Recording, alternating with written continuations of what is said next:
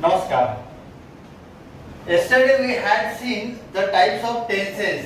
Okay. There are majorly three types of tenses: present tense, past tense and future tense. Okay. So what is the present tense? When the things are happening in current situation, that is called the present tense. एखादी गोष्ट सध्या घडत आहे तर त्याला आपण म्हणतो present tense. If the things is happen already, एखादी गोष्ट जर ऑलरेडी झालेली आहे तर आपण त्याला म्हणतो past tense. When the things are yet to happen, म्हणजे अजून ती घडायची आहे तर त्याला आपण म्हणतो फ्युचर टेन्स. बरं, मग आता ह्या मधला आपण एक पार्ट पाहिला, सिंपल टेन्स पहिला पार्ट होता. सिंपल टेन्स मध्ये काय? Simple present. सिंपल म्हणजे एकदम साधा टेन्स. ओके. सिंपल मीन्स साधा वर्तमान काळ, साधा भूतकाळ आणि साधा भविष्यकाळ. Second thing is continuous tense. बरं, आता कंटिन्युअस टेन्स म्हणजे काय?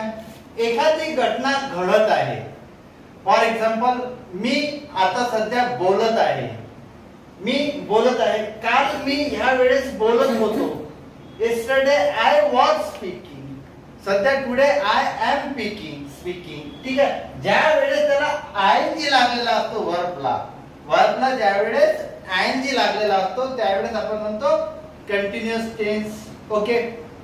बर, आज आपण बघणार आहे, today we will see the perfect tense means completed, पूर्ण काळ, पूर्ण वर्तमान काळ, भूतकाळ आणि एखादी गोष्ट, एखादी क्रिया ही कंप्लीट झालेली आहे, पूर्ण झालेली आहे. आपण म्हणतो परफेक्ट. परफेक्ट म्हणजे पूर्ण. एखादी गोष्ट जर इनकम्प्लीट असली तर ती आपण म्हणतो still it is in process, म्हणजे ती कंटिन्युअस आहे. जे आपण काल पाहिला आयएनजी लागलेला, आज बघत आहे परफेक्ट म्हणजे पूर्ण झालेली आहे. That is the perfect. And second one is perfect continuous. ठीक आहे. तर one by one we will see. First one is a present perfect tense. Yesterday we also seen that there is a, in normal structure, any sentence is always in the form of S plus V plus O. S is for subject, V for verb and O for object. Okay. Even we had seen that S and O is always constant, just V is varying. How we identify the form of tenses, whether it is in a past, it is in a future or it is in a present?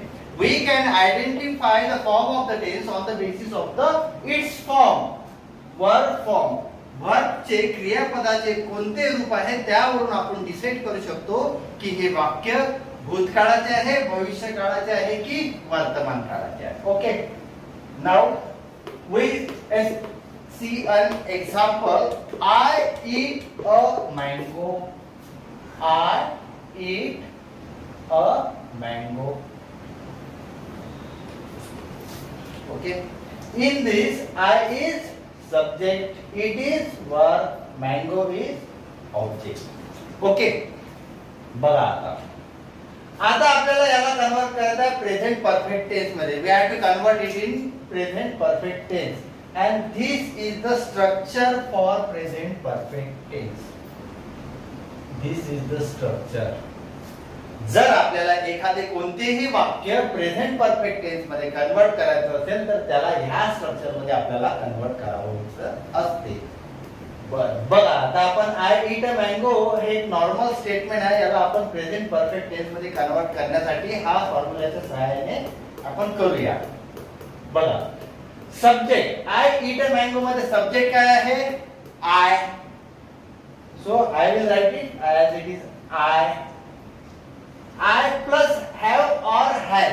बरं, have किंवा has पैकी एक वापरायचा आहे. मग प्रश्न आहे की हॅव कुठे वापरणार आणि हॅज कुठे वापरणार? वी आणि आयच्या नंतर आपण हॅव वापरतो आणि ही शी इटच्या नंतर आपण हॅज वापरतो. मग आयच्या अगोदर काय वापरणार? नंतर आय हॅव V3. बरं, आता V3 म्हणजे काय? प्रश्न आहे V3 म्हणजे काय? V3 means it is the third form of the verb. क्रियापदाचे तिसरे रूप. त्याला आपण म्हणतो past participle. It is the past participle form of the verb. For example, if we see for the eat, eat, ate and eaten. ठीक आहे. ईटचा पहिला फॉर्म, ईटचा सेकंड फॉर्म आहे ate, past form, past participle form आहे eaten. ईटचा VING form म्हणजे वर्बला ING फॉर्म होतोय इटिंग. आणि ईटचा फिफ्थ फॉर्म आहे त्याला म्हणतो S किंवा ES फॉर्म, तो आहे इट्स. ठीक आहे. असे क्रियापदाचे 5 फॉर्म असतात. प्रत्येक क्रियापदाला किती फॉर्म असतात? 5 फॉर्म. ओके. सो इथं आपण यूज करत आहे थर्ड फॉर्म. इथे लिहिलेला फॉर्म्युला मध्ये V3. तर ईटचा थर्ड फॉर्म कोणता आहे? इटन. Very good.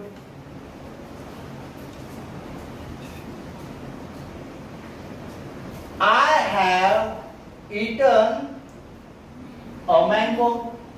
ऑब्जेक्ट काय? A mango. खाली लिहू आपण I have eaten a mango. समजलं?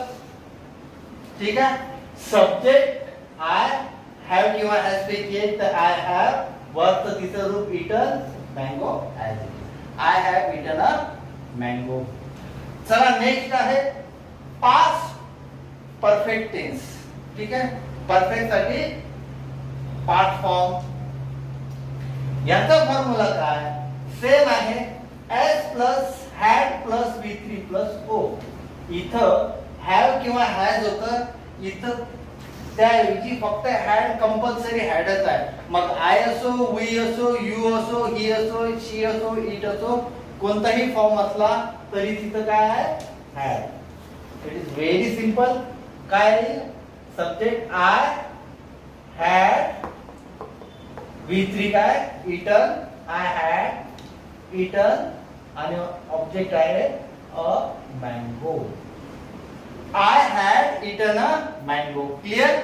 यामध्ये प्रेझेंट आणि पास्ट परफेक्ट मध्ये फक्त किंचितसा फरक आहे. इथं हॅज च्या ऐवजी आपण काय यूज केला? had. Okay. Now future perfect tense. यामध्ये काय? S plus will or shall have नंतर V3 प्लस ऑब्जेक्ट. इथं आपण यूज काय केला? will किंवा shall. इथं होता, इथं काहीच नाही. इथं have, has, had आणि इथं have कंपल्सरी आहे. मग आपण याचा फॉर्म कसा बनवू?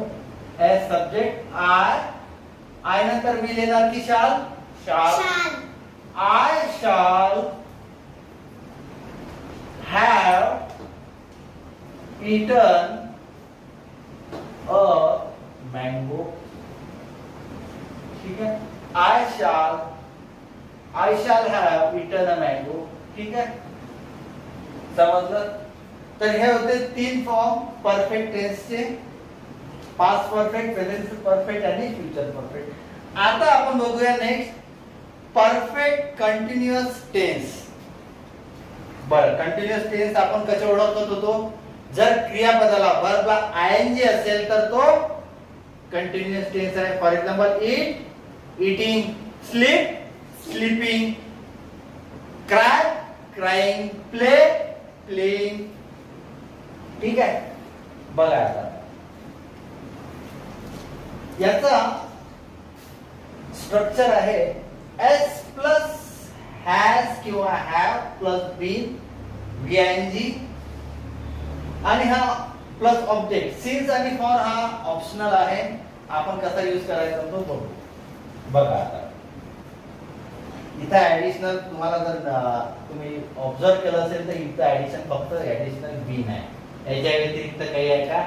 S हॅव, हॅज इथं फक्त काय? बीन आहे आणि कंटिन्युअस असल्यामुळे ING लावलेला आहे. सांगा मग आता तोच एक्झाम्पल होता आपला I eat a mango. ला काय घेऊ? सब्जेक्ट काय? I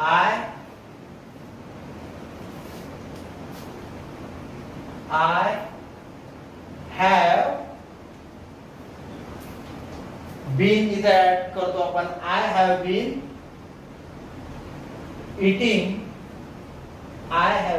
eating a mango. Additional since लिहू शकता. सिन्स म्हणजे पासून, सिन्स लॉंग टाइम आता हे लिहिलं किंवा नाही लिहिलं तरी चालेल, हा जो ब्रॅकेट मधला पोर्शन आहे हा ऑप्शनल आहे. ओके, मग काय होईल, आय हॅव, मी रिमूव्ह करतो सध्या, I have been eating a mango. इथं काय आलं, हॅव, हॅज आणि बीन लागलेला होता. बरं, आता नेक्स्ट पार्ट मध्ये काय होईल, सब्जेक्ट प्लस हॅड बीन. इथं काय होतं, पास्ट परफेक्ट मध्ये हॅड होतं, इथं काय येईल, हॅड बीन. मग वाक्य कसं होईल, आय हॅड बीन इटिंग, वर्बला आयएनजी लागलेला आहे कंटिन्युअस असल्यामुळे, I had been eating a mango. Very easy. Next काय, subject will or shall have been. इथं काय, have been. I shall have been eating a mango. ठीक आहे, अशा प्रकारे टेन्सेस चे 12 जे टाइप्स होते, 12 जे रूप होते ते कंप्लीट झालेले आहे.